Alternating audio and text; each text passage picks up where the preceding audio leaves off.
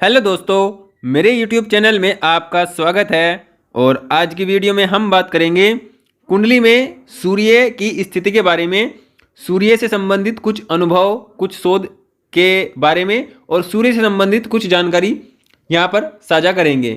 Video अच्छी लगे तो प्लीज़ वीडियो को लाइक करें, चैनल को सब्सक्राइब करें और वीडियो को लास्ट तक देखिए ताकि आपको भी ज्योतिषीय जानकारी प्राप्त हो और उससे आप अपना लाभ उठा सकें। ज्योतिष में सूर्य को ग्रहों का राजा माना जाता है और राजा मानने के आधार पर सभी ग्रहों की जो शक्ति होती है वो सूर्य में निहित होती है, क्योंकि सभी ग्रह जो होते हैं वो सूर्य के चारों ओर चक्कर लगाते हैं। तो सूर्य एक केंद्र है और केंद्र अगर कुंडली में मजबूत होगा, सूर्य बली होगा, तो कुंडली प्राकृतिक रूप से बली कहलाएगी। ज्योतिष में सूर्य को सिंह राशि से जाना जाता है, मतलब सिंह राशि सूर्य का प्रतीक होती है। और सूर्य होता है वो अग्नि तत्व का ग्रह होता है। और सूर्य अगर हम गुणों के आधार पर बात करें तो सूर्य जैसे कि व्यक्ति के अंदर अभिमान, घमंड, व्यक्ति की डिसीजन लेने की क्षमता, व्यक्ति के पिता, व्यक्ति के जीवन में मान सम्मान, धन और व्यक्ति के जीवन में कठिन परिस्थितियों में भी अपनी स्थिति को अच्छा बनाकर रखना, अपनी नैतिकता को बनाकर रखना, ये सब सूर्य से देखा जाता है। व्यक्ति की ईमानदारी, व्यक्ति की नैतिकता, ये सब सूर्य से रिप्रेजेंट होती हैं। और सूर्य का बली होना कुंडली में जरूरी होता है। जिसकी कुंडली में, आप किसी की कुंडली उठाकर देख लीजिए अपने समाज में, अपने आसपास में, जिसकी कुंडली में सूर्य बली नहीं है, सूर्य अच्छा नहीं है, वह अपने जीवन में संघर्ष करता रहता है और विभिन्न प्रकार से संघर्ष करता रहता है, एक प्रकार से नहीं अधिक प्रकार से। कुंडली में अगर हम बात करते हैं तो कुंडली में सूर्य को लगन में कारक माना जाता है। मतलब लगन भाव में, ये लगन भाव होता है पहला भाव, इसमें सूर्य कारक होते हैं। और 1 नंबर राशि होने के कारण काल पुरुष की यहाँ पर 1 नंबर राशि आएगी। तो सूर्य मेष राशि में उच्च के भी होते हैं, 10 डिग्री पर ये पूरी बेस्ट अवस्था में होते हैं, अपनी उच्च की अवस्था में। और 7 नंबर में ये नीच में होते हैं और जो 10 डिग्री होती है उस पर ये बुरी से बुरी अवस्था, इनको हम कह सकते हैं। 7 नंबर राशि तुला राशि में नवम भाव और 10वें भाव के ये कारक होते हैं। पहले 1, 9, 10 मतलब एक भाव, पहला भाव, 9वां भाव, 10वां भाव, इनके कारक होते हैं। और 11वें भाव में भी सूर्य को अति विशिष्ट कारक कहा जाता है या बहुत ज़्यादा श्रेष्ठ इसको कह सकते हैं।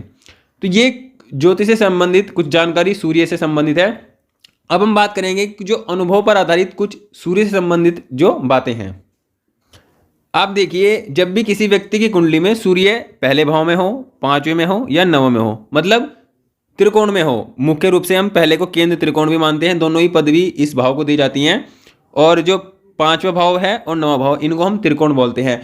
जब भी सूर्य 5वें और 9वें भाव में होता है, पहले भाव में भी हो, तो ऐसे व्यक्ति के अंदर एक आदत होती है, वह देर से सोता है और जल्दी उठता है। मतलब उसके अंदर ये स्थिति होती है, वो देर तक, रात तक काम करता है या जागता है, उसकी ये आदत होती है और जल्दी उठता है। मतलब ऐसे व्यक्ति की अंदर इस प्रकार का गुण होता है। अगली बात करते हैं सूर्य के बारे में। देखिए, सूर्य जब भी अग्नि तत्व राशि में हो, जैसे कि 1 नंबर, 5 नंबर और 9 नंबर, मतलब मेष, धनु और सिंह, ये 3 जो होती हैं अग्नि तत्व राशियां होती हैं। और सूर्य जब अग्नि तत्व राशि में होता है तो पावरफुल होता है, अच्छा होता है, सफलता देने वाला होता है, मतलब हर प्रकार से अच्छा सूर्य ऐसी स्थिति में मानते हैं। और जब भी सूर्य इन तीनों राशि में हो, मतलब अग्नि तत्व राशि में हो, तो ऐसे व्यक्ति के अंदर क्रोध की भावना अधिक होती है, ऐसे व्यक्ति घमंडी होता है और ऐसे व्यक्ति बेहद महत्वाकांक्षी होता है। अपनी महत्वाकांक्षाओं के दम पर ही वह अपने जीवन की स्थितियों को जीता है। अपनी महत्वाकांक्षा पूरा करना उसका प्रथम उद्देश्य होता है। मतलब ऐसे व्यक्ति के अंदर घमंड और महत्वाकांक्षाएं बहुत अधिक होती हैं, क्रोधी भी ऐसे व्यक्ति बहुत अधिक होता है। और जब सूर्य पृथ्वी तत्व राशि में होते हैं, जैसे पृथ्वी तत्व राशि कौन सी होती हैं? 2, 6 और 10वीं, मतलब वृषभ राशि, कन्या राशि और मकर राशि, ये सब होती हैं पृथ्वी तत्व राशियां। और जब सूर्य पृथ्वी तत्व राशि में होता है तो ऐसा व्यक्ति बहुत ही अड़ियल स्वभाव का होता है, गर्वीला होता है, बहुत ही ज्यादा अधिक अड़ियल स्वभाव ऐसे व्यक्ति का होता है। और जब भी कुंडली में सूर्य वायु तत्व राशि में हो, वायु तत्व का मतलब 3री, 7वीं और 11वीं, मतलब जैसे कि मिथुन, तुला और कुंभ, ये वायु तत्व राशियां होती हैं। और जब भी सूर्य वायु तत्व राशि में होता है तो सामान्यतः कमजोर माना जाता है, मजबूत नहीं माना जाता है, क्योंकि तुला राशि में तो नीच का होता है, शनि की राशि, शत्रु की राशि होती है। लेकिन इन राशियों में सूर्य व्यक्ति को शिक्षा प्रेमी बनाता है, सरल स्वभाव का बनाता है। और ऐसा व्यक्ति प्रेमी स्वभाव का होता है, उसके अंदर जिद्दी, क्रोधीपना, घमंड ये नहीं होता है, उसका स्वभाव बहुत ही सरल होता है। जीवन में बहुत अधिक संघर्ष होता है, स्थितियां जीवन की बहुत अनबैलेंस होती है, लेकिन उसके बावजूद भी व्यक्ति का जो स्वभाव होता है बहुत सरल और अच्छा होता है। मतलब अग्नि तत्व राशियों के मुकाबले, पृथ्वी तत्व राशियों के मुकाबले इन राशियों में सूर्य है, तो ऐसे व्यक्ति का स्वभाव सामान्यतः अच्छा पाया जाता है। जब भी सूर्य 2 नंबर राशि में, 2 नंबर मतलब वृषभ राशि में हो या फिर वृषभ लग्न में सूर्य की दशा हो, तो ये व्यक्ति के जीवन को उन्नति देने वाली होती है, नाम प्रसिद्धि धन देने वाली होती है। मतलब मुख्य रूप से अगर हम बात करें कि वृषभ राशि का सूर्य हो, तीसरे भाव में हो, 9वें भाव में हो, 10वें भाव में हो, 11वें में हो, तो ये भी व्यक्ति के जीवन में व्यक्ति को बहुत अधिक प्रसिद्धि देता है, सम्मान देता है और धन देता है। मतलब ये भी बहुत अच्छी स्थिति मानी जाती है। वृषभ राशि का सूर्य बहुत ही अच्छा हो जाता है व्यक्ति के लिए। देखिए कुंडली में या ज्योतिष में सूर्य को ऊर्जा का ग्रह माना जाता है। सूर्य ऊर्जा देने का काम करता है, बल देता है, शक्ति देता है, महत्वाकांक्षा देता है और व्यक्ति के अंदर सबसे बड़ी बात आत्मविश्वास देता है। इन सब को देने का काम सूर्य करता है, लेकिन सूर्य सिर्फ इनको दे देता है, लेकिन इनको बचाए रखने का जो काम करता है वो शनि करता है। मतलब जो आपको बल, शक्ति, ऊर्जा सूर्य देता है, उसको बचाने का जो काम करता है वो शनि करता है। शनि की स्थिति भी कुंडली में अच्छी होनी जरूरी होती है, क्योंकि जो आपको प्राप्त हुआ है उसको बचाए रखना, उसको मेंटेन रखना, जो भी आपको जीवन में धन, मान, सम्मान सब प्राप्त होता है, पद प्रतिष्ठा, उसको बचाने का काम जो करता है वो शनि देव करता है। तो शनि और सूर्य का बहुत ही विपरीत संबंध दिखाया जाता है, लेकिन ये एक दूसरे से जुड़े हुए भी बहुत अधिक होते हैं। जब भी कुंडली में चतुर्थ भाव में सूर्य हो और बृहस्पति एक साथ हों, मतलब सूर्य और बृहस्पति कुंडली के चतुर्थ भाव में एक साथ हों, तो ऐसा व्यक्ति विशेष रूप से कानूनी जानकार होता है, कानूनी विशेषज्ञ होता है, या ऐसे व्यक्ति को अपने जीवन में लॉ के फील्ड में जाना चाहिए और इसमें अपना जो करियर है बनाना चाहिए। इसमें व्यक्ति अधिक सफल होता है, अधिक मान सम्मान प्राप्त करता है। मतलब हर प्रकार से ये व्यक्ति के लिए अच्छी फील्ड होती है।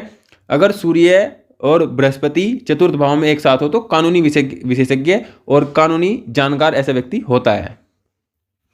जब भी किसी व्यक्ति की कुंडली में सूर्य के साथ राहु हो, कहीं भी हो कुंडली में सूर्य और राहु एक साथ हो, कुंडली में किसी भी भाव में हो, ये अच्छा होता है राजनीति के परिप्रेक्ष्य से, धन के परिप्रेक्ष्य से। लेकिन ऐसे व्यक्ति को 100% आप इस बात को समझ सकते हैं, हार्ट अटैक या हार्ट की प्रॉब्लम ऐसे व्यक्ति को होती है।